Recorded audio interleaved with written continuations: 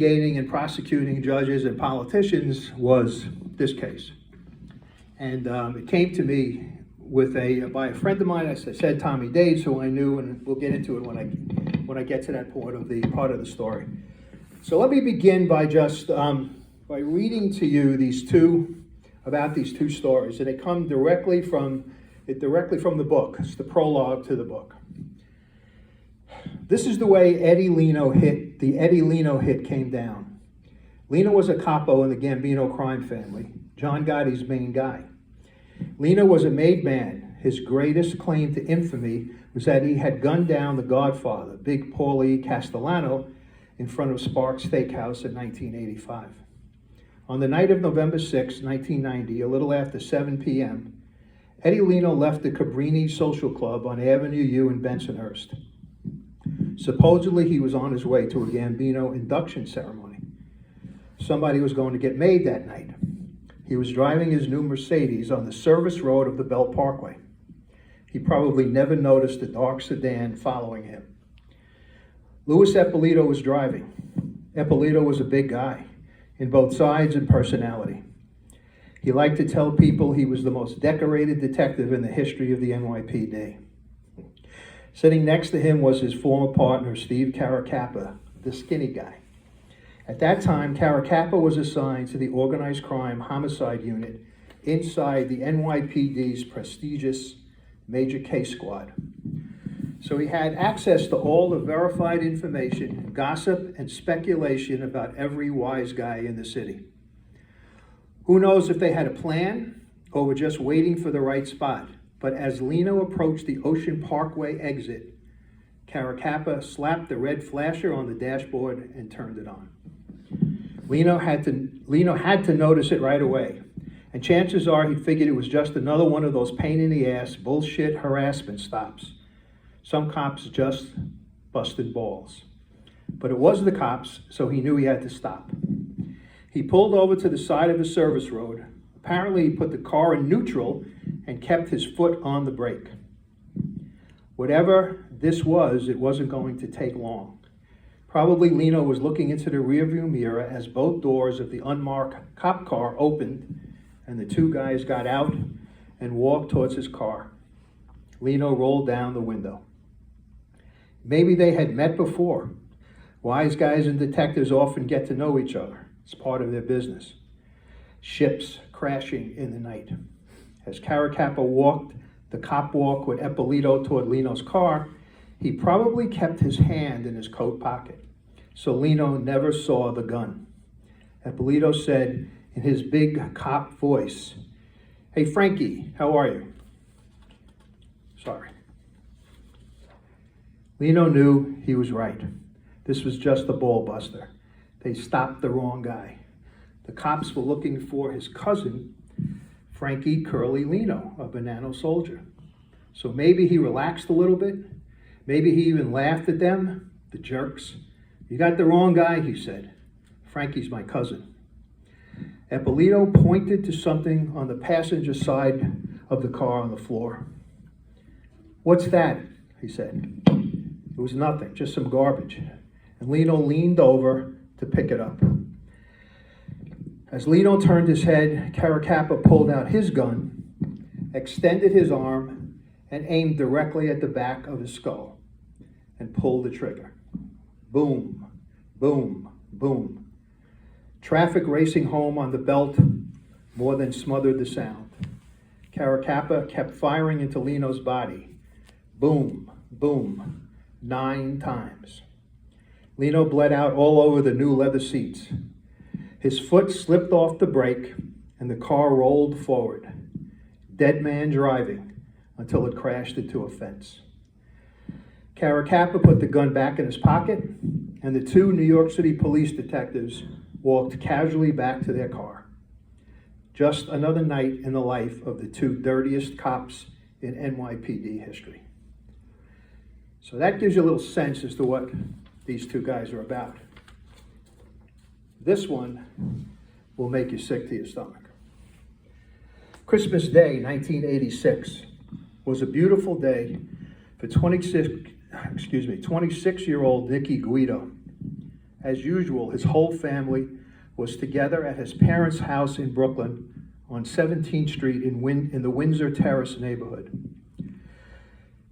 Nicky's mother, Pauline, had given him a cold Christ head and then made her special manigotti. Things were going great for Nicky. He was working at the telephone company, but he'd put in his papers for a city job with the fire department. But more than anything, he was thrilled about his new wheels, the bright red Nissan Maxima that was parked right outside the house.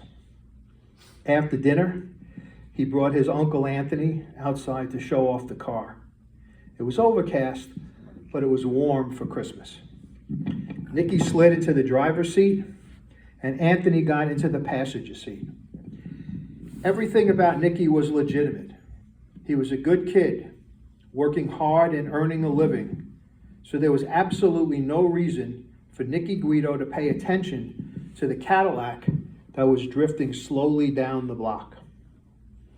When that big car pulled up right next to him and stopped just a few feet away, maybe he turned curiously to see what was going on.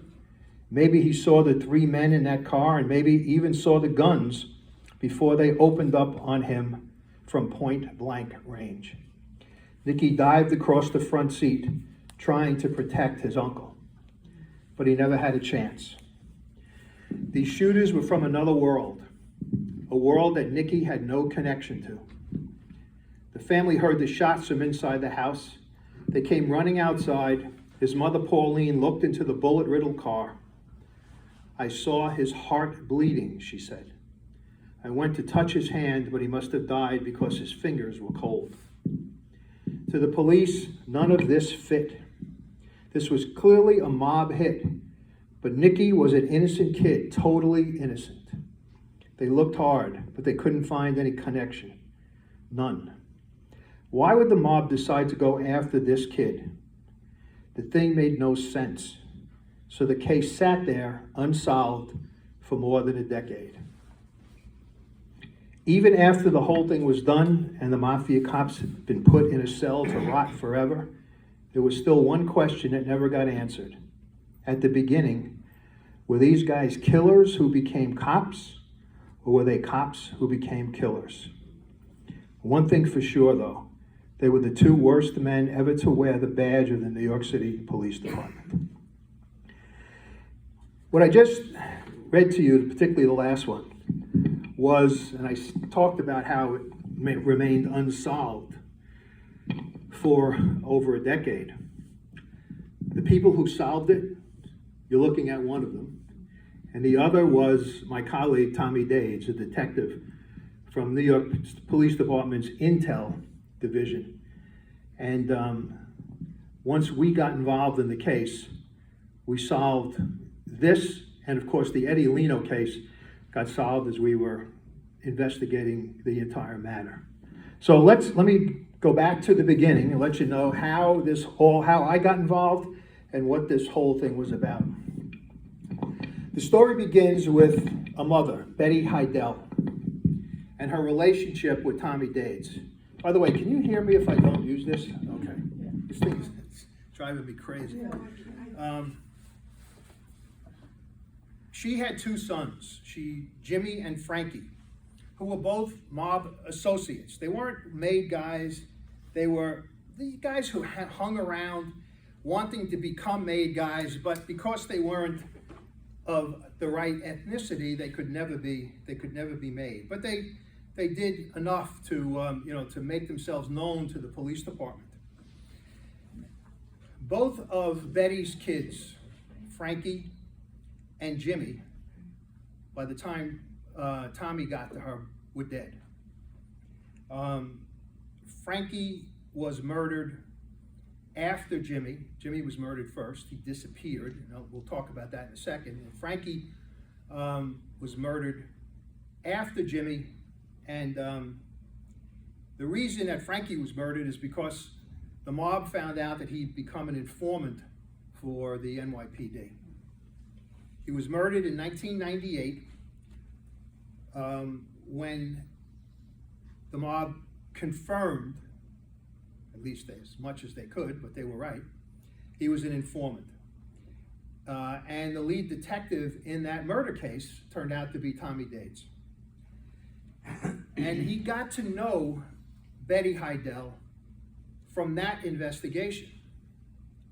Her other son, as I said before, Jimmy, disappeared several years before and never returned. She didn't know what happened to him. And even though Tommy ultimately couldn't solve the Frankie Heidel murder, he had an idea who did it, had an idea how it got done, why it got done. He just didn't have enough to bring it to a prosecutor to have it tried. But he developed a relationship with Betty and her daughter Lizzie. She had a daughter, Lizzie was her name.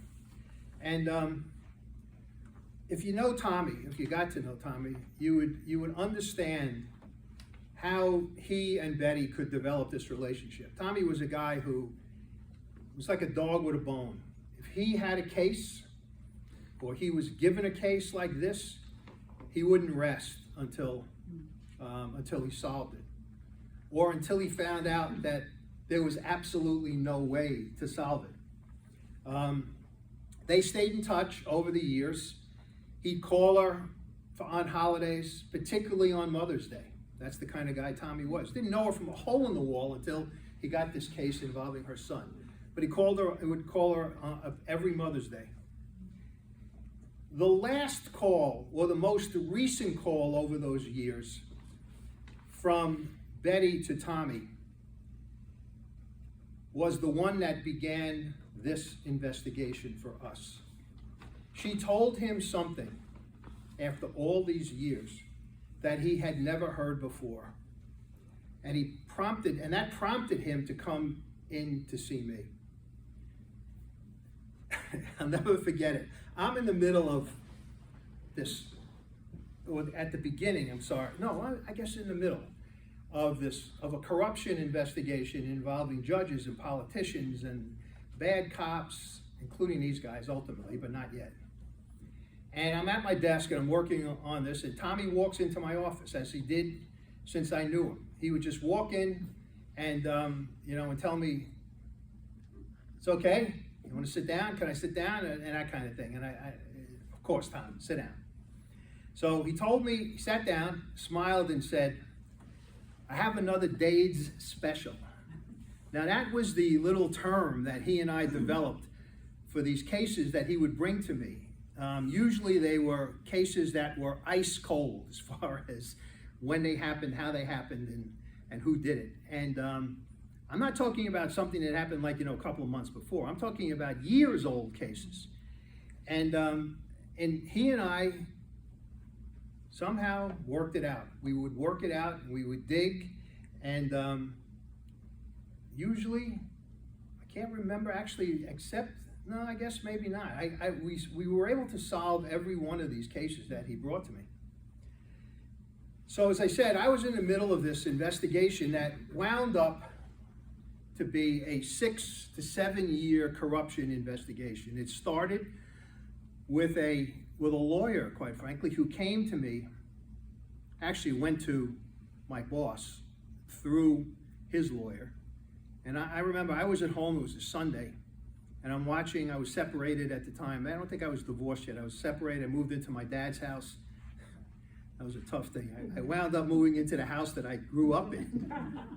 The apartment upstairs was still intact, and anyway, I was watching a football game. And the call comes in, it's Joe Hines, the DA, and he said, "You gotta meet Ronnie Aiello." Ronnie Aiello was a former prosecutor, former judge, who was also my boss when I first started. He's got a client, he says he's got a dirty judge that he needs you to talk about. So I meet him, we go to the DA's office at now and then is in a building that is shared with the Marriott Hotel in Brooklyn. The Marriott Hotel has like the first 5 floors. Then above that is the Corporation Counsel's office, that's the city lawyer. And then we had the rest up to floor 19. So we had 13 to 19. So I call up two detectives who worked for us, who I knew very well, George Terra and Joe Ponzi.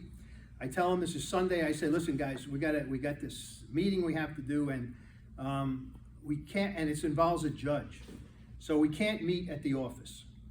Let's meet somewhere in the hotel. You set it up, and you tell me where it's going to be, and I'll let the lawyer know, and we'll meet there. So next morning, I walk into the office. George tells me, I got a room, one of these little kind of conference rooms that they have on the second floor of the hotel, and he gives me the room number, and I walk over, and I get to the room, and it's got like Sunshine Enterprises meeting on it. So I said, this couldn't be it, but I knock on the door, and George is in there. So I point to the thing. He says, Mike, what do you think I was going to do? Put DA's office in here to interview? And so that's what we did. So we met him, and that started me off on the lawyer came in with his client, who told me that he had just settled a big civil case involving the death of a young child in her mother's car. There was a car accident. He had settled the case, and it was for multi-million dollars. And in New York, in order to have this, in order to finalize this proceeding, a judge who's presiding over the case has to sign off on the settlement, because this young infant is what they're called. She was a little older than, she was a little child, wasn't an infant, but they call the term is an infant under the law. The infant, the settlement that the infant will be partaking of as time goes on has to be approved by the judge. Certain things need to be shown to him. There's got to be an account set up where the parents don't have any access to it because they don't want them stealing the money, and etc. So it's very important to get this infant compromise, is what it's called, signed. And the judge knew that. So after the settlement, when it was agreed upon, my lawyer tells me he gets a call from the judge. And he says to him, meet me outside the courthouse. Let's take a walk. And every time I think about this, I think about John Gotti in Mulberry Street with Sammy Gravano walking around talking to each other on a walk-talk. And that's what these guys did. The judge said to the lawyer, how much are you making on this case? The lawyer said, well, the settlement was like, I don't know, $4 million. I get a third. He said, interesting. He said, so I want you to pay me $250,000 before I sign off on the infant compromise. Boy, I was taken aback, to say the least. I said, so what'd you say to him? He said, Mike. I said, okay. I didn't know what else to say. Good. Judge says, good. Give me the papers. A couple of days later, brings the papers, judge signs it, everything gets done. Now this was, I think, August of that year. I got the year. And, well, I guess it was 1992. That's what it was, because when I was back, I came back to the office in 92. And the lawyer tells me, I never heard from the judge. So I got the checks. I certainly never paid them. And the day after New Year's, the first day back, working day back, he's in his office and he gets a call. Anybody want to take a guess as to who was calling him?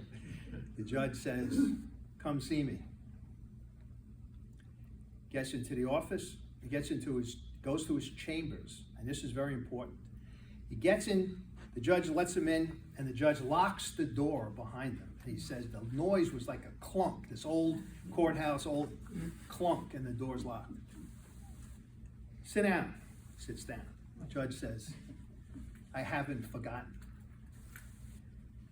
So now the lawyer didn't know what to do, so he says, listen, judge, he starts to haggle with him, and they settle on $115,000, as opposed to $250,000.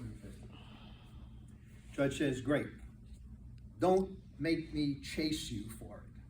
That was what he said. So he goes back to his lawyer's office, the lawyer calls the DA gets me, and now we're back, and to make a very long story short, I wire up the attorney. We send him in with a bunch of money.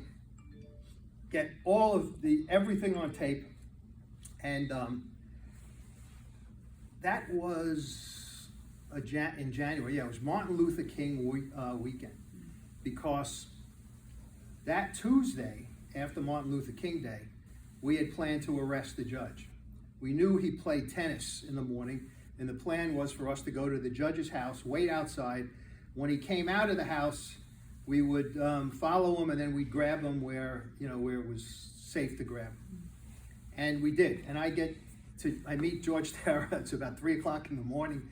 I meet him at the office. We drive out to, he lived in like Gravesend in Brooklyn. And we sit across from his house. The house is completely dark. I said, George, do we know, did he come back from, maybe he was away for the weekend? He said, I don't know, we'll keep waiting. Just as we were about to leave, who comes out of the house but the judge? Gets into the car, drives down a few blocks. He gets to a big shopping mall in Brooklyn at the end of Flatbush Avenue, where the tennis club was. King's Plaza was the name of the mall. I don't know how many of you are familiar with Brooklyn, but we make the turn onto Avenue U, I think it is. The judge makes the turn, we follow him, and another car of ours stops the judge. Pull in front of him, and we get out. I get out of George's car, the other detectives get out, and the judge, again, one of these things I'll never forget, he says, fellas, hold on, I'm a Supreme Court judge. And we say to him, yeah, we know, that's why you're under arrest. Now the DA wanted me on the scene, and I was there. Put him in the back of George's car. I'm sitting next to him, and George is driving going down to the DA's office. And I don't say anything to him. I know he has a lawyer. I wanted to make sure nothing was wrong with this case. And I look over, because it's very quiet. The judge had fallen asleep in the back of the car. Believe that? Fall asleep. I said, George, this asshole's asleep. He says, Mike, that's how we know we got the right guy, because only the guilty sleep. If you were not guilty, think about it. You'd be out of your mind, angry and frustrated, etc. So anyway, that started me off. When we locked him up, he pled guilty. The sentencing was on television. A woman was watching it. She was in the middle of a problem with her husband. It was a divorce court, child custody situation, and she saw that the Brooklyn DA's office would take on this kind of case, would take on a judge, and she came to us, and she told us what the situation was, and we began an investigation in which we wound up putting a recording device as well as a both recording and video device in the judge's chambers, and watched him commit crime after crime after crime. And that led us to picking him up. He wanted to save his ass and told us he could give us the head of the Democrat Party in Brooklyn, which we then locked up. I indicted for 4 trials. Anyway, this was an ongoing thing. And in the middle of all of that comes Dades with this case. So I couldn't turn Tommy down. I knew him since 1992, when I went back to the office and had worked on all of those cold cases with him. We were able to. I went to the grand jury on all of them, and we did really well with these Dade specials. Can you excuse me for 1 second? I don't know who this is. Okay, I'm sorry. So this Dade special turned out to be the investigation into Cara Kappa and Eppolito. I would say over 2 decades, the time that I went to work at the police department, my time in the DA's office the first time, at this time, there was lots of talk and lots of speculation in law enforcement circles about Cara Kappa and Eppolito. All of it started with a notorious Lucchese crime family figure named Anthony Gaspipe Casso. He became an informant for the feds. This guy was such a bad guy that his nickname, I think, was Lucifer. He was really a bad guy. And Casso gets picked up, and of course, he's now facing, I think he did 17 murders. He was facing 17 life sentences. And what does he do? What most of these guys do, they become informants and turn on everybody that they could turn on. And in this, if I brought the envelope, the manila envelope of the 302s, which are the reports that the FBI generates when they sit down and interview someone, it would be about this thick.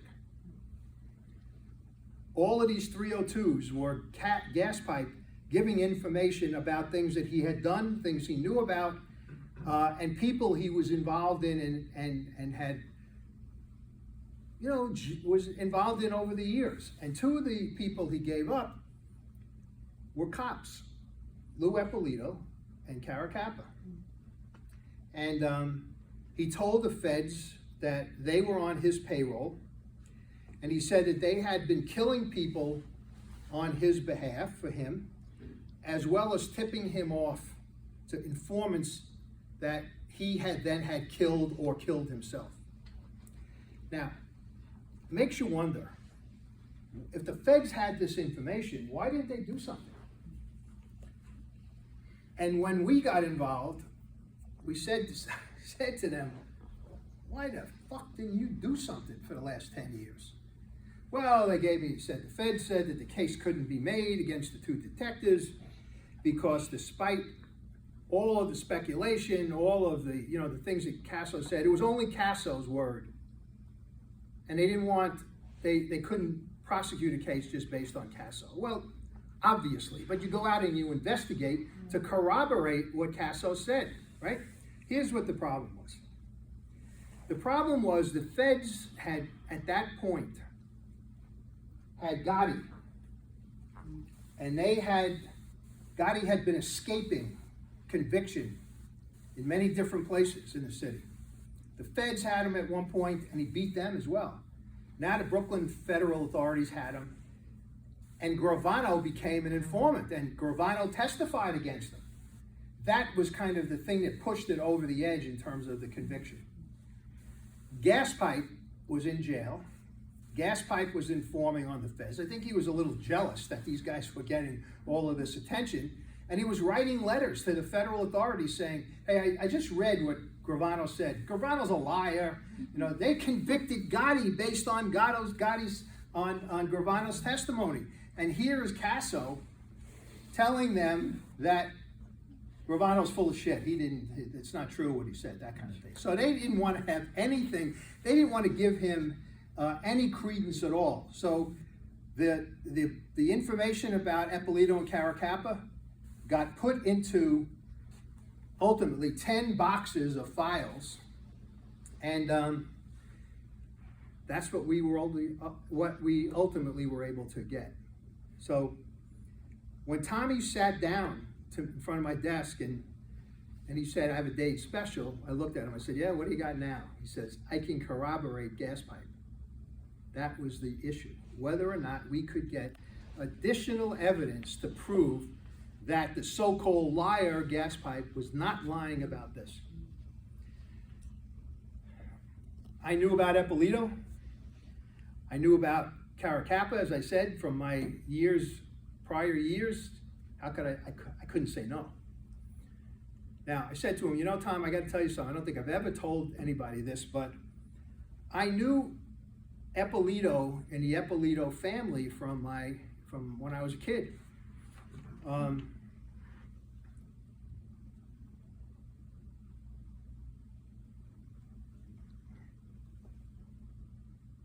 So when I started to hear information about Eppolito,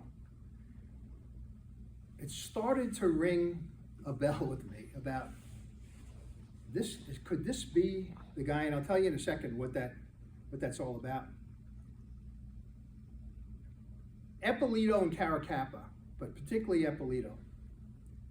Particularly when I was in the advocate's office, which is the chief prosecutor's office in the police department, internal affairs would constantly come in, and they would talk about, or talk to the guys that I knew about Eppolito. And so I knew about him being, at least suspected of being a bad guy. But when I first heard the name,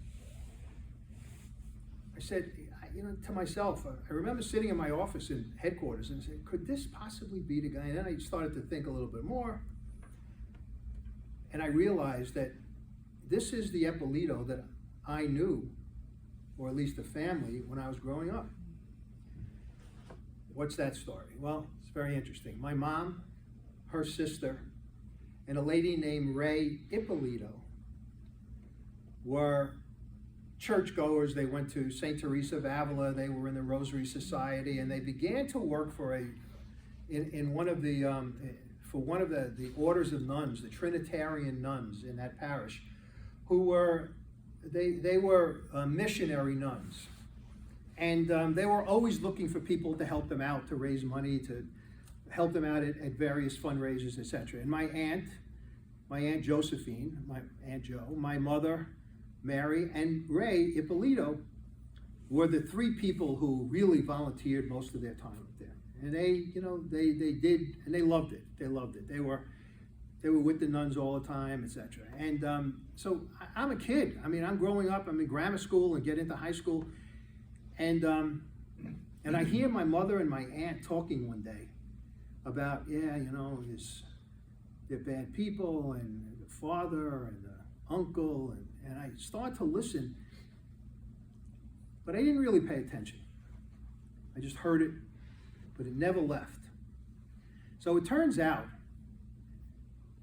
Ray Ippolito was married to a guy who was Louis Eppolito's uncle. Louis Eppolito's father and two uncles, one of which was this guy Ray, were alleged to have been in the mob when we were growing up, the mob, that kind of thing. Well, it turns out my aunt and my mother told me later on, Ray's husband changed the name because he didn't want to be associated with Eppolito. And then the more I learned about him, I read a book that this guy wrote called Mafia, and he lays out the whole story. And his father and his uncle were made guys, and I think it was in the Gambino family. And he had one uncle who didn't want to have anything to do with them, and that's my mother's friend's husband. I think his name was Ray as well. So no, Joe Ippolito. So anyway, that's how I really got to know or knew him from that long ago. And so when Tommy came in and told me that we had a chance to do this, I was excited because I knew how bad this guy, or at least his reputation, was. There were investigations into him passing secret information, detective files, etc., on to the mob. He was, as a uniform cop, had the reputation of being a really brutal guy, a guy who would talk with his fists as opposed to talking with his mouth. But this is the one that really got me, and he admits to this in his book. He was a guy a uniform cop, assigned to the 71st Precinct, which is on Empire Boulevard down near where Ebbets Field used to be in Brooklyn. And if he responded to a domestic violence call, you walk in, talk to the wife, girlfriend, whoever it was, make the arrest of the boyfriend or the husband. If the guy mouthed it off a little bit, he would use his fist, do whatever he had to do, bring him and lock him up, right? Safely away, do whatever he had to do in court. Then he would go back to the house, knock on the door. I just took care of your problem. Now take care of me. He was going back and having sex with the wives and the girlfriends of the people or the guys who he was locking up. So this is this reputation of this guy. And in fact, he gets nailed in the trial room, not when I was there, I think it was after I left, for, as I said before, passing information on to his mob associates. Now, everybody knew in the PD that he had family who were Gambinos, but he always maintained that I had nothing to do with it, and he used his book as the proof. Look, I wrote this whole book. My whole story is in here. I didn't do anything of the sort. How did he get jammed up for that? Well, the police department did a raid on a guy's house, a wise guy's house. Separate investigation, had nothing to do with any of this. And in the attic, I shouldn't say attic, in like the inside, like one of these false ceilings, they find an envelope. And it's the whole file of whatever this guy is being arrested for. So there are fingerprints on the file. They do the fingerprint check, and who is it? Louis Ippolito. Now, you might say to yourself, how does this guy beat this? Because he beats it in the police department. Why they didn't lock him up, why the DA's office didn't lock him up, I have no idea. But they brought charges against him. They brought him into this police department disciplinary system. And the trial commissioner, that's the judge, the title of the judge, lets him go, finds him not guilty. Why? Because what happened was when the PD made the file, they may have had a file, when someone copied it, Louis Ippolito, and sent it over, he copied it, put his fingerprints on the copies, and then sent it to and gave it to his buddy. The moron judge said, well, this is a copy. These fingerprints are not real. They must be fake fingerprints or copies of fingerprints, which, look at everybody's face is the same as mine was when I first heard this. What? What are you talking about? It was just an excuse for this guy to let let Ippolito go. So he's a bad guy. I know he's a bad guy. I've known it for a long time, and now Tommy has something which, as he said, could corroborate gas pipe. Now remember, gas pipe told the federal authorities everything that these guys did, right? And this is the story. This is what the corroboration is. That Betty didn't tell Tommy until that fateful phone call. One afternoon, she's home. She lived in Staten Island. And her son, Frankie, comes home and says, she knows that he's troubled in some way. So what's up? She said, I just got stopped by 2 detectives. They're looking for Jimmy. They're outside. They're looking around. And, they told me they wanted to put me in the car. They thought I was Jimmy. And when I told them I wasn't, they said, well, we're looking for your brother. Where's your brother? So he said, I don't know. I just know he's in Brooklyn somewhere. He goes home, tells his mother, tells Betty. She's now upset, and she leaves. She goes out onto the street, and sure enough, she sees the car with these 2 mutts in it. And she goes up to them, says, what are you doing here? What are you looking for my son? What did he do? Police business, ma'am. None of your business. Where is your son? We want to talk to your son. That's the crap that they gave her. So she goes back into the house, and she doesn't know anything except that Jimmy Heidel is never seen again. He never comes home. And she never told that to anybody about this particular, she never told Tommy this visit. But she added something now when she told him this time. She said she was home one afternoon after this event, and she's watching a TV show called Sally Jesse Raphael. And it was an afternoon talk show where the host would have guests on. A lot of times people were plugging their books. And who's on? Louis Ippolito, plugging his book, Mob Cop. And as they are talking about the book, the show had taken pictures of the interior, the pictures inside the book, and there's a photograph of Eppolito and Caracappa together in a police station. She said, when I ran out, bought the book, opened it, and sure enough, these are the two guys that came to look for my son. Tommy said, well, what did you do back then? Did you call anyone? She said, I went to the feds. Got nowhere. They just got nowhere. So she didn't know what to do. She just kind of let it go until she told Tommy about it this day. And the story about what happened to Jimmy after the cops were there is corroborated by Gas Pipe's statements to the feds. So what happens is this: they, in Gas Pipe's statement, he talks about how he sent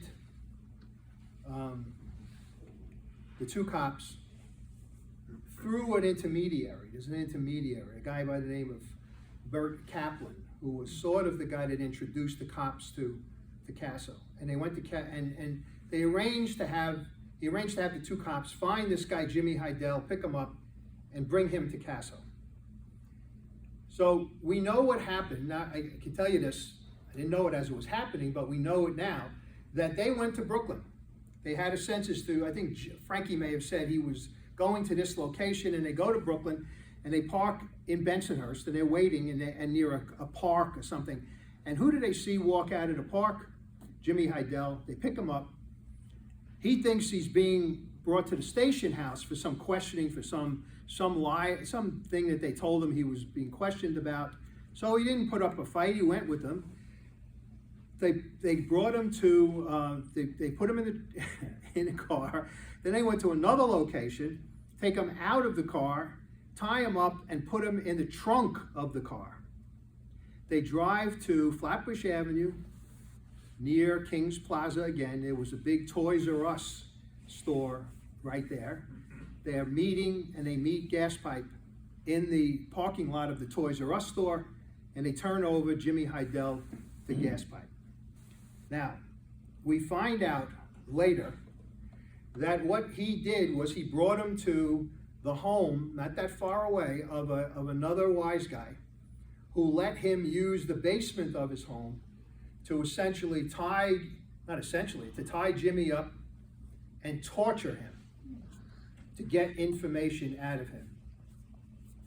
And I'll tell you what the information he wanted in a second.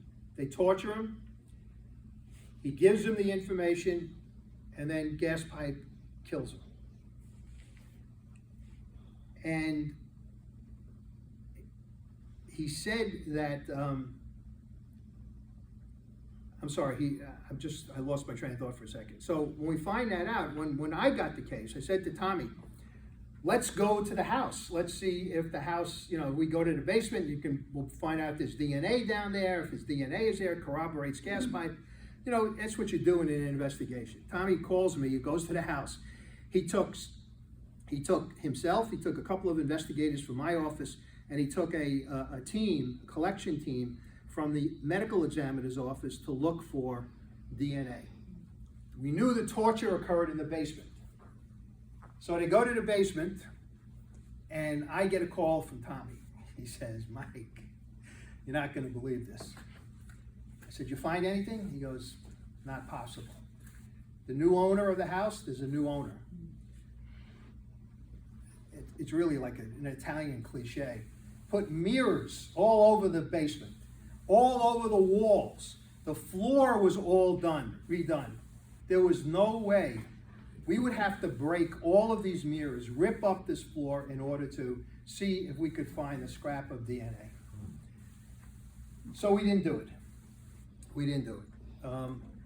I couldn't bring myself to ruin this new homeowner's life by looking for maybe a scrap of evidence. So we didn't do it. Now, you might say to yourself, well, why is Gas Pipe looking for Jimmy Heidel?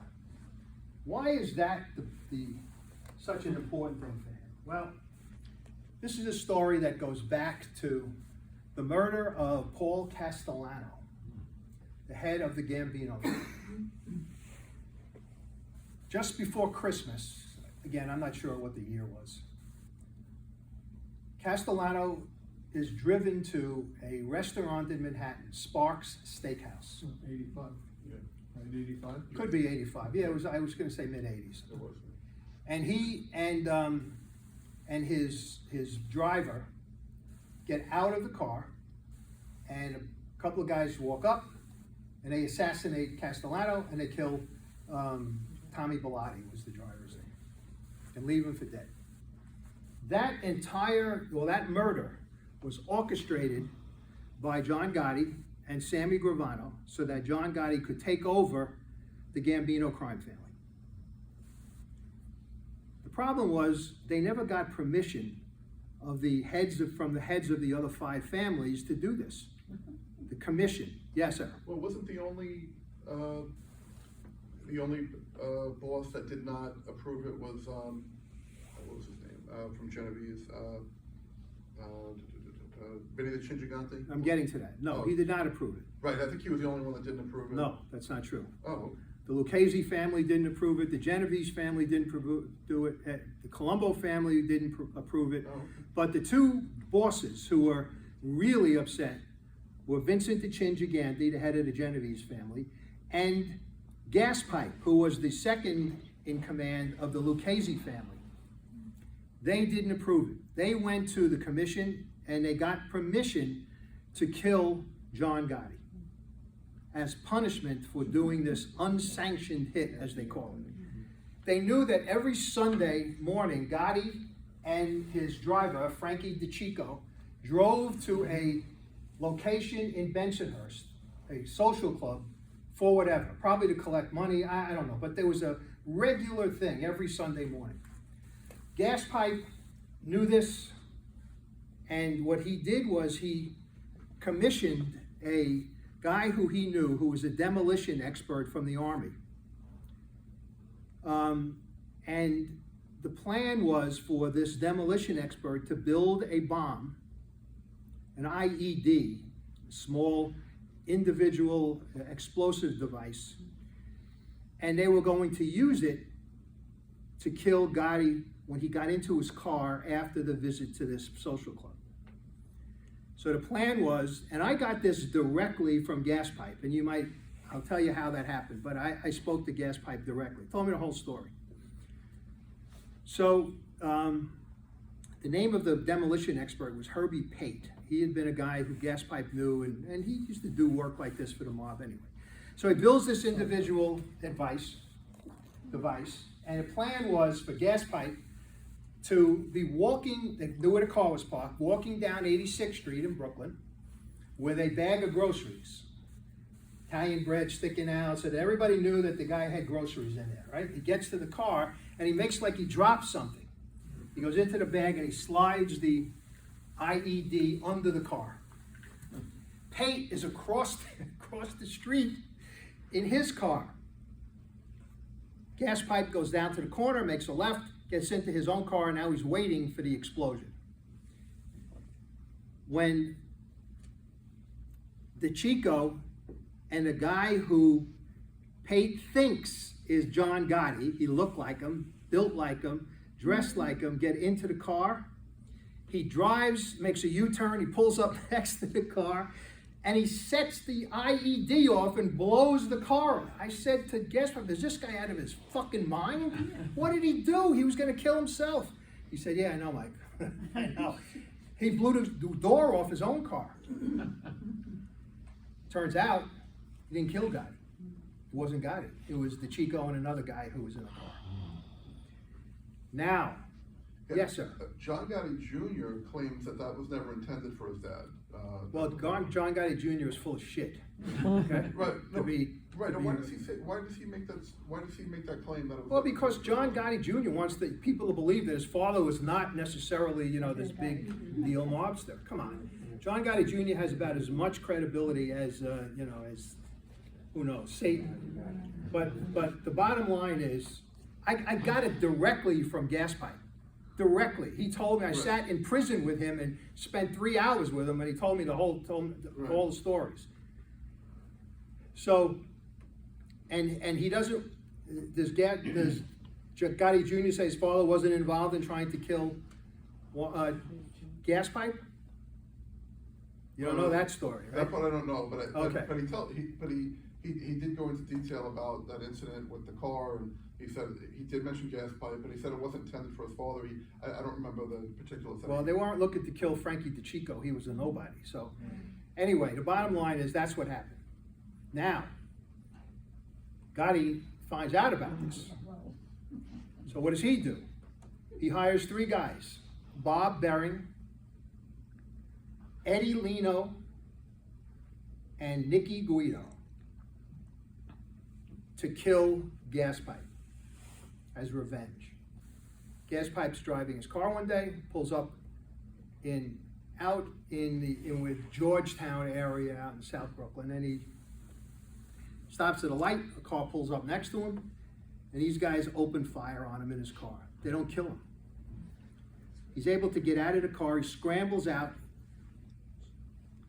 crawls into a Chinese restaurant that's right there, and goes to the basement and sits in the basement and waits for things to calm down. I think he told me he had something to eat while he was there. So now Gas Pipe has to find out and wants to find out who was in that car. Who does he go to find out who was in the car? These guys. He goes to Kaplan, and to find out who was in the car. And we later learned that the 3 people in the car, as I mentioned before, is a guy named Bob Bering, a guy named Nicky Guido, and someone named Eddie Lino, and Jimmy Heidel. Oh. I forgot Jimmy Heidel's name before. So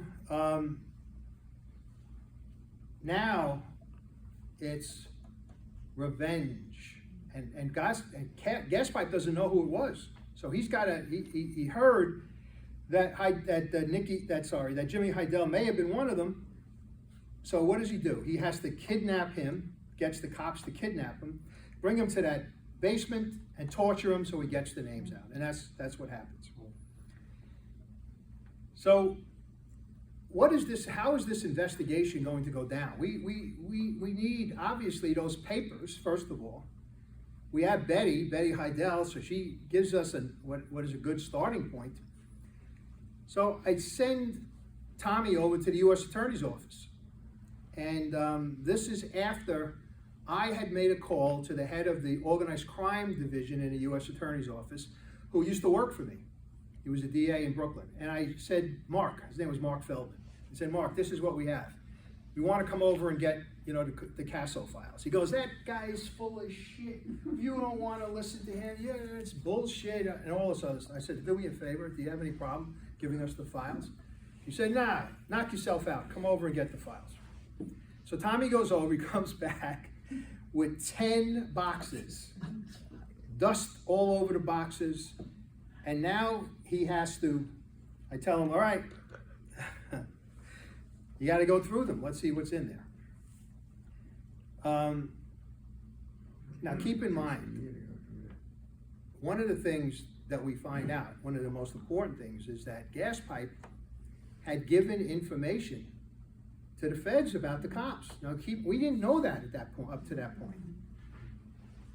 And it became clear after speaking to the U.S. Attorney, and the reason for them not giving him credence was what I said before.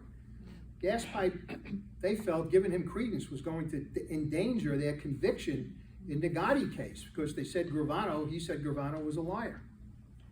So Tommy starts reading. I put him in a room on a floor above my office, and it's a little small room, and he's in there every morning with these 10 boxes. Now, I say to him as he was working, I said, "What is it? What do you got? Anything?" He says, it's really There's a lot of good, as he would put it, a lot of good shit in here, Mike. But not enough, nothing to build a case around yet. We still had to connect with something other than gas pipe, the cops to, you know, these, to murders or to whatever. So I said, keep going. And then one morning, he walks in with this big smile on his face. And he tells me the following story. He said, Mike, we got him. We got him. Now, think back to what I read to you about the Nicky Guido murder. It was clear from what I said that they got the wrong guy, right? He's a kid who was going to be a fireman, who works for the telephone company. Well, now we found out how that happened. Tommy finds in and among the files a computer printout, a New York City Police Department computer printout with the name and address of Nicky Guido. Now, keep in mind, Gas Pipe was told by Jimmy Heidel that Nicky Guido was one of the shooters, right? He goes, tells Caracappa, I need to find out where this Nicky Guido was, and Caracappa goes onto the computer, and they get a printout of Nicky Guido.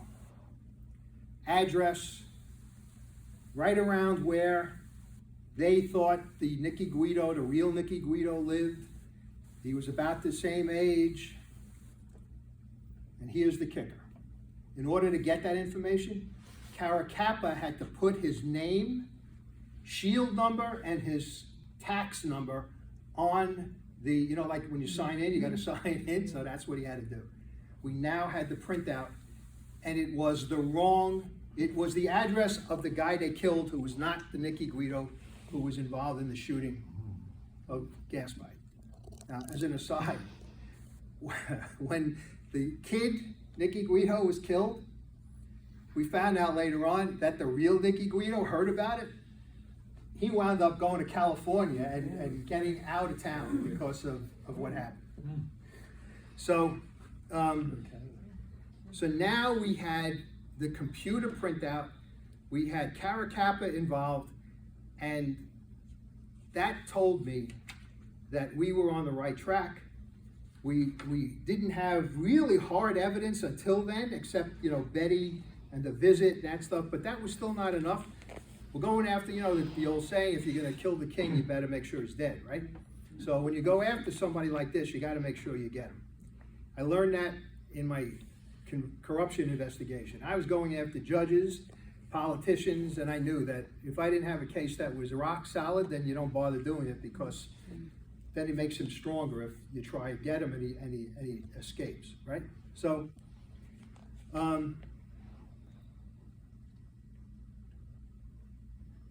so we found, in addition, so that was corroboration of Gas Pipe. In and among Gas Pipe's papers was his story to the U.S. Attorney about how he killed Jimmy Heidel. That's how I was able to tell you what happened, because they were in the papers. And he told them that he used the cops to do it. It was really I mean, just think about this. Two detectives come up to you and say, you know, come on, we want to talk to you, and then they put him in a car, and they bring him, by the way, they brought him to a location, a body shop in Brooklyn, before they tied him up and put him in the trunk. As it turns out, as the investigation really expands later on, we find out that in that same body shop, under the cement of the floor, was another body that Eppolito and Caracappa had killed. They thought he was an informant, and they buried him in that thing and covered him up with cement. So they bring him to that body shop, they tie him up, put him in the back of the car, put him in the trunk, and they bring him to the house, bring him to Gas Pipe at the Toys R Us. Okay.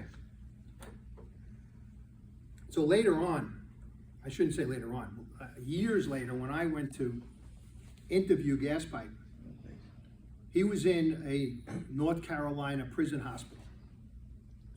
He had prostate cancer, and he was there for treatment, And I had an entirely separate case. I told you I was busy during that time, right? Well, I indicted a ex-FBI agent for 4 murders during that same time.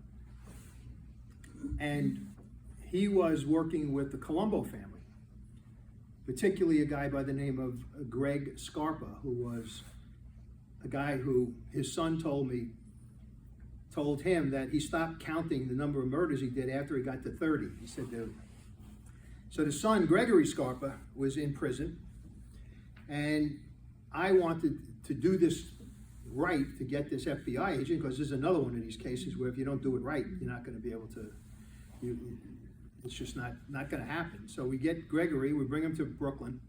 He had been in prison for so long that he didn't know what a cell phone was. He was in AdMax, which is the facility in the mountains, the Rocky Mountains in Colorado, where you're in a cell for 23 of the 24 hours a day. And once the big hour that you get out, you go to another cell, but it's a different cell. And then you go back to yours. So anyway, Gregory was very happy to get out of there and come to Brooklyn. The whole cell phone thing, he hadn't had a soda in about 20 something years. He didn't know he had no idea. He got when the detectives took him to the airport, put him on a plane to come to New York. He was looking around. It was like he had gone into, it was like he was in the Jetsons, like when you used to watch that cartoon and see. He said all these things have changed. Everything has changed, and he didn't know how to handle it. But in any event, he comes and he.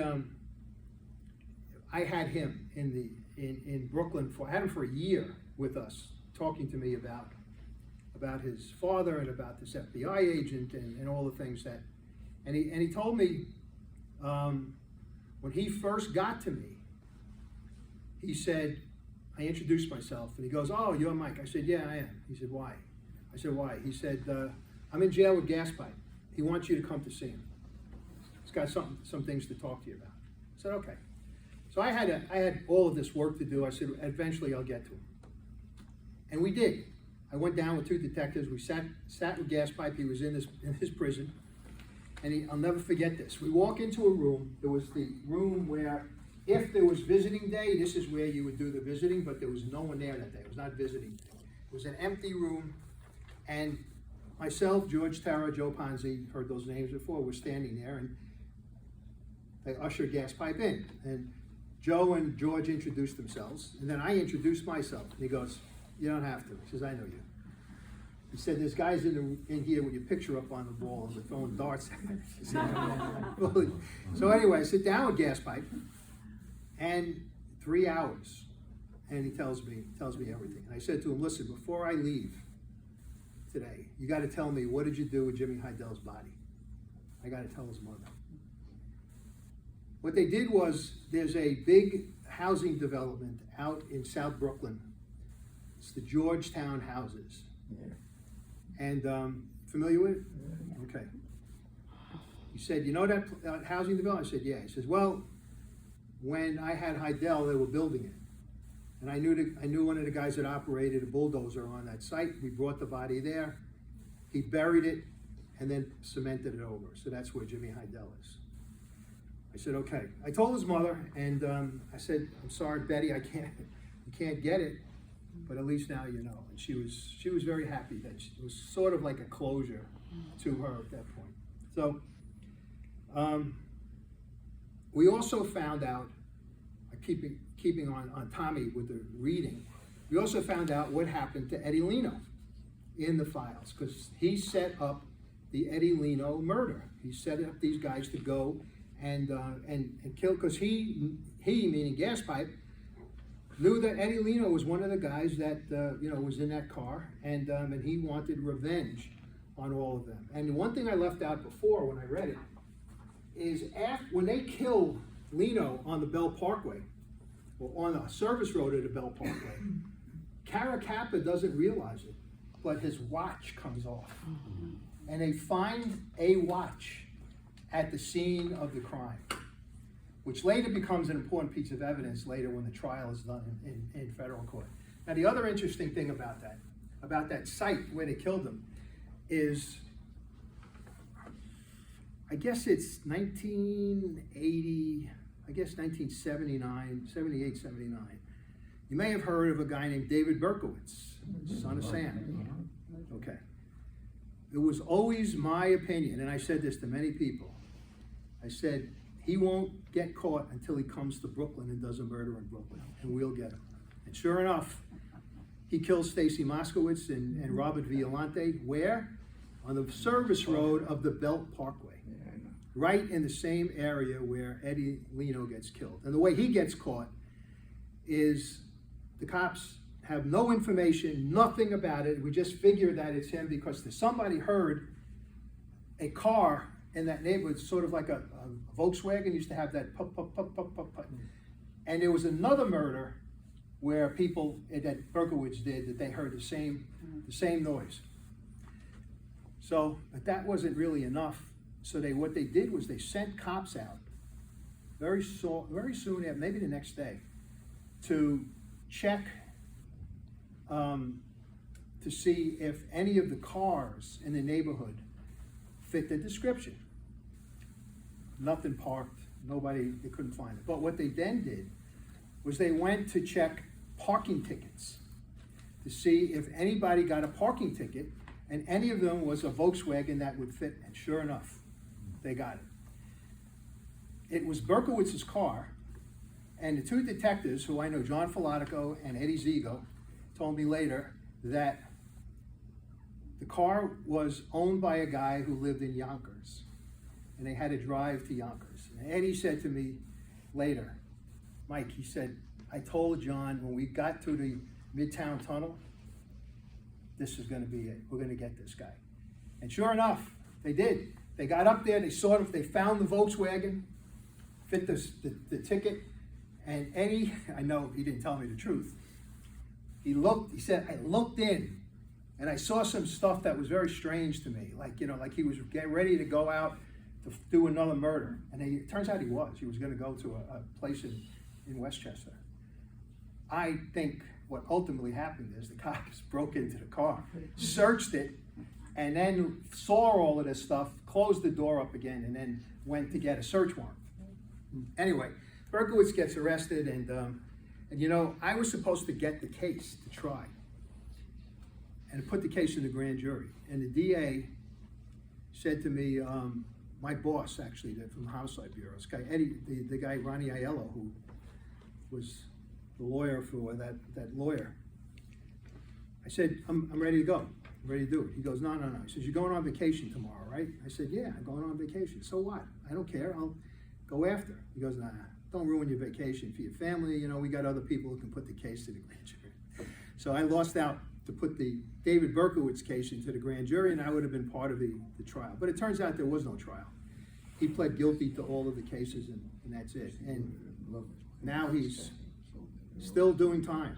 An old client of mine was in jail with him, told me that he's like a born-again Christian up there, talking to people and counseling them and all kinds of stuff. So in any event, I thought it was strange when I heard that Eddie Leno was killed, in that spot, because I knew that that's where Moskowitz and Violante were shot, in that same area. So anyway, so now we have all of this stuff. We have all of this gas pipe, these files and everything.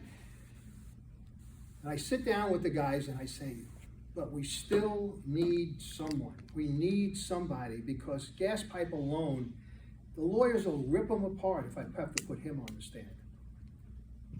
I'm sorry, let me take that back. I can't use the paper. I can't introduce the paper. I need someone who's on the inside. If I had, if we had somebody to go and corroborate this stuff, we're good. I find out, I don't know how I found that. I was thinking about this when I was writing my notes the other day. I find out that gas pipe is in Brooklyn at that time. He was in the MDC, which is the Brooklyn Federal Jail in Sunset Park. He was awaiting, he was going to testify at a trial in federal court. So I called Tommy and Joe and I said, listen, let's give it a shot. Let's see if we can get gas pipe to help us, take the stand. And plus, he's got to give us more, he'll know more information and we can use to corroborate his testimony. I say, great idea. Because I said, hey, we need an insider. That's what we're missing. So I call his lawyer. First of all, I had to go through the feds. The feds didn't want me to have anything to do with gas pipe. I said, no. And the feds had the right, even though he was not in their custody, he was in federal jail. All it would take was for a U.S. attorney to call the warden and say, keep Vecchione away from this thing. So I had to convince them. And I finally leaned on him enough. I said, listen, you know, you had to threaten him a little bit. You don't want to have this come out later that you wouldn't give me the information, you know, that kind of stuff. So sometimes you have to do what you got to do, you know. So I call his lawyer, Gas Pipe's lawyer, who is now deceased, and I forget his last name. But at any rate, it doesn't make a difference. And I lay out exactly what I need. I said, I know your client's here. I know he thinks he's going to testify as a witness in a trial. He's not, because they're not going to do it, but he's still here. I want to go talk to him. So the lawyer, of course, being a lawyer, said, well, what's in it for him? I said, the guy has 17 consecutive life sentences. Plus, by the way, another 400 and something years on top of that. What could I give him that would make you happy? He goes, well, one thing you could do is you can make sure he gets immunity for the Jimmy Heidel murder. I said, okay, didn't he plead guilty to it? He goes, no, he didn't. I said, okay, you got it. It's a Brooklyn case, I can give you immunity. You got it. He goes, wait a second. You got to make sure the feds give him immunity for that too, because they can wrap it into another case. He was just breaking my chops. I said, you got to be kidding me. I'll call the feds. I'm sure that they don't care if we give immunity to a guy who'll never see the light of day. Well, guess what? I call the feds and they say no. The same guy says no. These are the same people who didn't want to do anything with this stuff. They now tell me, forget it. We're not going to help Gas Pipe in any way. We're not helping you. I said, Mark, you got to be fucking kidding me. I was burning. So I call back the lawyer and I say, listen, they're being stubborn. They're not going to do anything. You know as well as I do, they're not going to waste time. He goes, that's not good enough, Mike. You've got to get them to agree. Well, I couldn't. They wouldn't do it. So I lost my opportunity. Now, fast forward to when I went to see Gas Pipe. I said, listen, let me ask you a question. Why didn't you want to help me? Oh, by the way, when he told me about the throwing the darts, I said, did you read the book? He goes, yeah. I said, what'd you think? He said, 97% right. He couldn't give me the 100%. I said, okay. So I said to him, why didn't you want to help me? Why didn't you agree to come with me? He goes, Mike, I didn't know you wanted me until I read it in your book. His lawyer never approached him to tell him what I wanted. How's that? So now I didn't know where to turn. I didn't know what we were going to do. We're back to the drawing board. And I'm sitting at my desk and Joe Ponzi comes in and sits down. And I say, Joe, what's up? He goes, the feds putting the case in the grand jury. I said, what? They didn't want to have anything to do with this case. They told us to go ahead and do whatever you want. Now, that's because we did so well in terms of uncovering evidence. Now these MFs wanted to do this and put it into the grand jury. I said, you got to be kidding. How are they going to do this without Gas Pipe? And then he tells me. He said they got someone else. Remember I told you I wanted the insider? Gas Pipe was going to be my insider. They were able to turn a guy named Bert Kaplan. Bert Kaplan is an old-time wise guy. Not a made guy, but one of these guys who may as well be a made guy. He was working with the Gambino family before he started working with Gas Pipe, and he's the guy that set up Eppolito and Caracappa with the Gambino family first. They were doing murders for the Gambinos before Gas Pipe wanted them. And what happened was the Gambinos killed one of Ippolito's relatives, and he got pissed off at them, and he said, I'm not working with you anymore. So he was a free agent, so to speak. And when Gas Pipe was looking for information, he went to Kaplan, who knew he had all kinds of ins. Kaplan said, I just got the guys I know the people who he ultimately called his crystal ball. That's what the term was that Gas Pipe used when he referred to the cops. So Kaplan gets arrested. Now we're going back to a few years, and he gets arrested. He was a drug dealer. He was an importer, and he was importing at that time, and still is a federal crime, to traffic in marijuana. He was doing it, like bales and bales of marijuana, and he gets caught. Now the feds back then said, okay, you're facing a lot of time. How about you give us information? They were looking for information. I believe it or not, back then, they were probably looking for information on these guys. And he said, I'm not a rat. Do what you want with me. Pled guilty, went to jail, and never talked. They tried several times, never talked. And they said, I guess, at this point, we got nothing to lose. Let's go talk to him and see if we change his mind. So unbeknownst to me, they went to prison where he was, and they brought with them Joe Ponzi, without telling me. And Ponzi went, sat down with Kaplan, and he told me later, they threatened him with everything.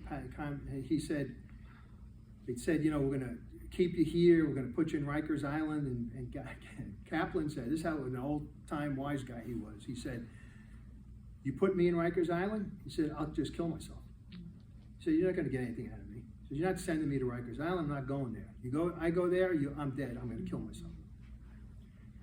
They tried. They wanted information, nothing. So finally he says, listen, I got nothing else to say. Gets up to walk out of the room, and Ponzi says to him, what about Nicky Guido? What about the kid who they killed? You think that's right? And Ponzi told me, he said he stopped. And he turned around and he kind of shook his head and he sat down. He said, there was one other thing that Ponzi said to him. We're not going to send you to Rikers Island. What if you help us and you can get out? He was dying of prostate cancer at that time as well. And his daughter, who happened to be a judge, just had a baby. So he was a brand new grandfather. So Nicky Guido, grandfather, prostate cancer, all worked out, and Kaplan wound up becoming the star witness. And Jimmy Breslin wrote a book about the whole testimony of Kaplan, calling The Good Rat was the name of the book. And it was an interesting turn of events. So now that they had Kaplan, it still didn't stop us. See, our deal, I'm sorry, I should have told you this in the beginning. Our deal with the feds right around this time was, look, you guys want to prosecute this for a RICO violation, that's a life sentence, that's fine. We want the Jimmy Heidel murder in Brooklyn. We've done a lot of work on it. I can prosecute it. That's 25 years to life. They said, okay, this is the deal. The local, state authorities can have the Jimmy Heidel murder. We do the RICO case. I said, okay, it's fine. I went to the DA. DA said, no problem. So that was the way, after that's the way it was. It was fine. Kaplan on board, they get an indictment, they're ready to go, to the grand jury, they get the indictment, and they believed with Kaplan they had enough to do a RICO case. Now, I never thought that that was the case. I'll tell you why. And this is getting a little bit technical. I'll try to be as simple as possible. The RICO law is racketeer, influence, corrupt organization, which means that if I, as a prosecutor, can establish that there is a racketeer influenced organization, let's say the Lucchese family, and in furtherance of the continuation of the Lucchese family, members of that group commit 2 crimes within 10 years of the indictment, okay? Got it? Everybody understand? Okay. Then I can lock up and indict everyone I can prove belongs to the Lucchese family, whether they had anything to do with those 2 cases, those 2 crimes or not. It was, when that law was passed, it was the death knell for the mob, quite frankly. Think about that. Some low-life guy who's a part of the Lucchese family commits a murder, maybe 1 or 2. Well, now I'm going to lock up Gas Pipe Casso. I'm going to lock up this one and that one and this one. So the feds they thought that they had a RICO case. The problem was, by the time we got to this point, those cops had been out of Brooklyn for 10 years. They had moved to Las Vegas. They weren't around committing crimes as a group, and the group could be 2 people. So I said, okay, knock yourself out. I never thought that you'd make a RICO case. I didn't know something, and I'll tell you that in a second about what it is. So the bottom line is that was the deal. They were going to do the RICO. We were going to do the Jimmy Heidel murder case. DA approved, and one day I'm in the office, getting ready to whatever I was doing, and I get a call from the federal attorney. Can we meet? Yeah. So, Mike, here's the deal. We really think our RICO case would be much stronger if we had the Jimmy Heidel murder case as one of the predicate acts. I said, I can't curse as much as I did in the office that day. So don't worry.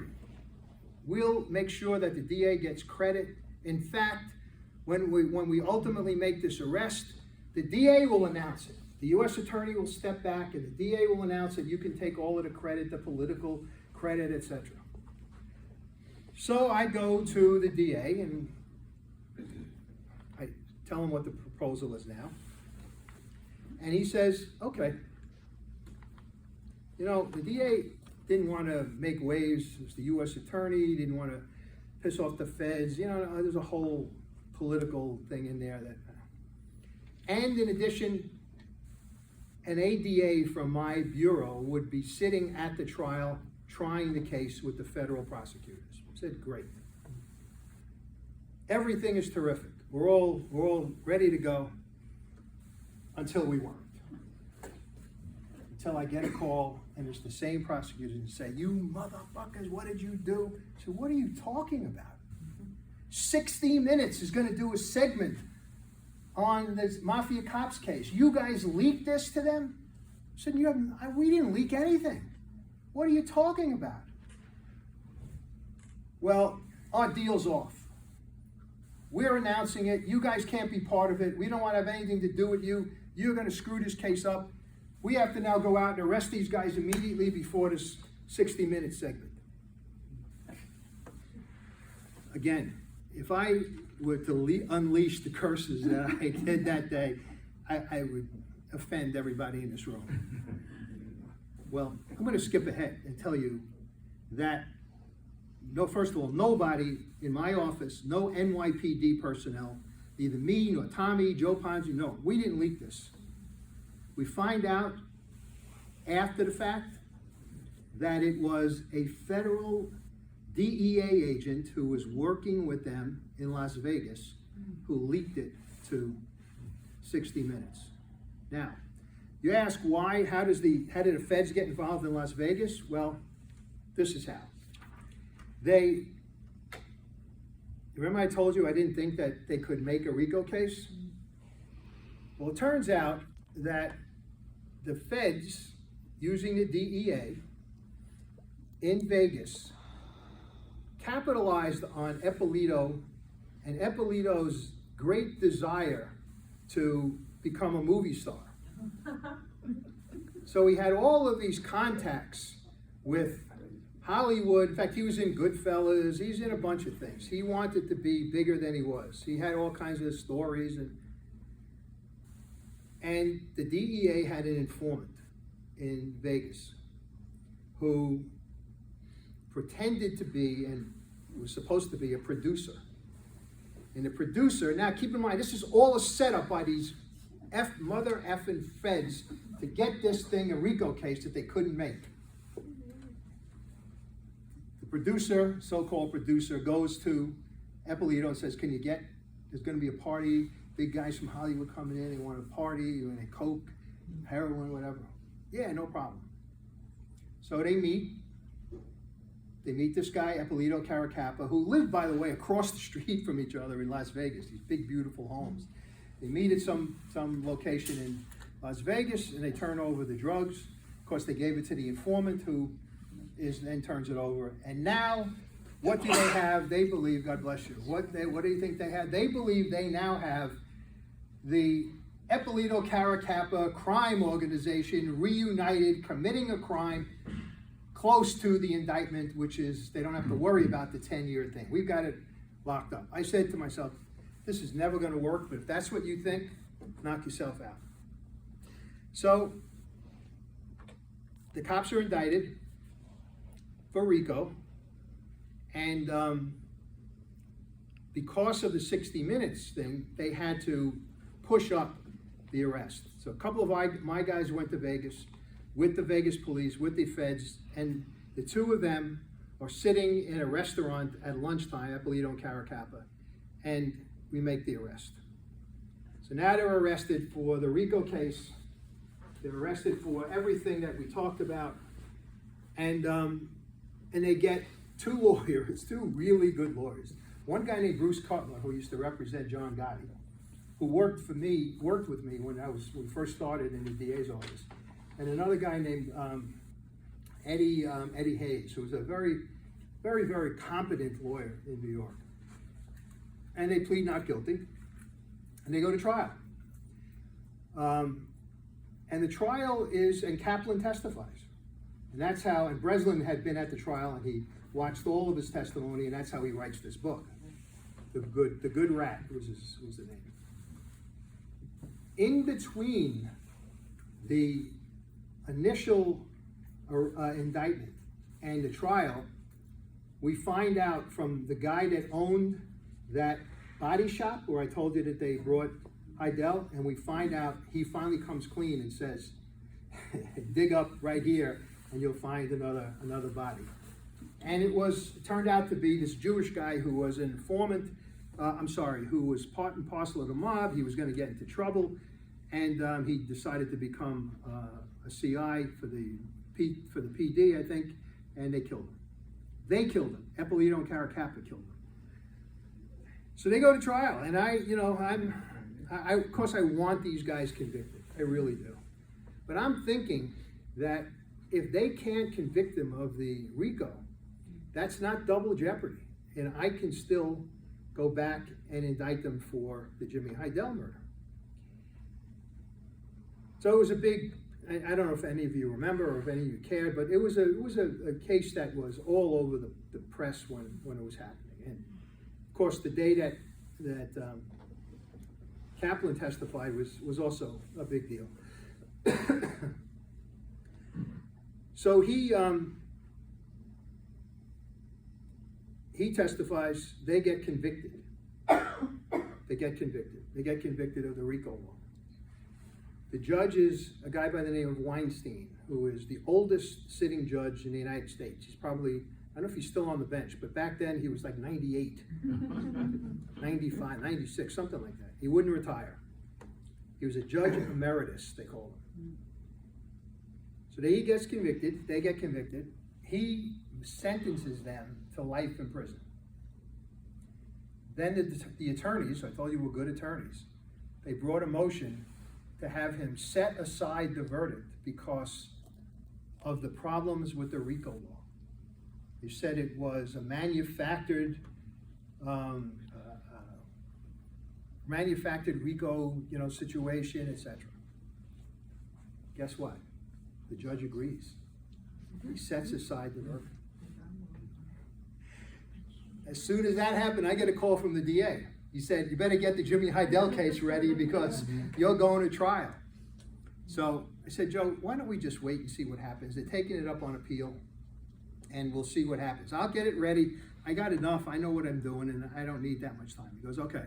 Well, anyway, what happens is they take it up on appeal. The appeals court disagrees with the lower court. They reinstate the conviction.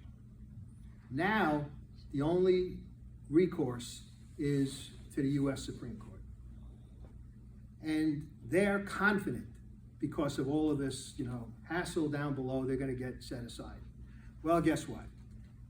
The U.S. Supreme Court doesn't even entertain the case. They won't take it. And so that's the end. Now, what happens is Eppolito gets sent, I know originally where he was sent, I thought to California, but I guess not. Anyway, it doesn't make a difference. They were both sentenced to life, several life sentences, quite frankly. They were going nowhere. And they were sent to separate prisons. Eppolito ultimately is sent to Arizona, a federal prison in Arizona. And on November 3rd of 2019, he dies. 71 years old, he dies in prison.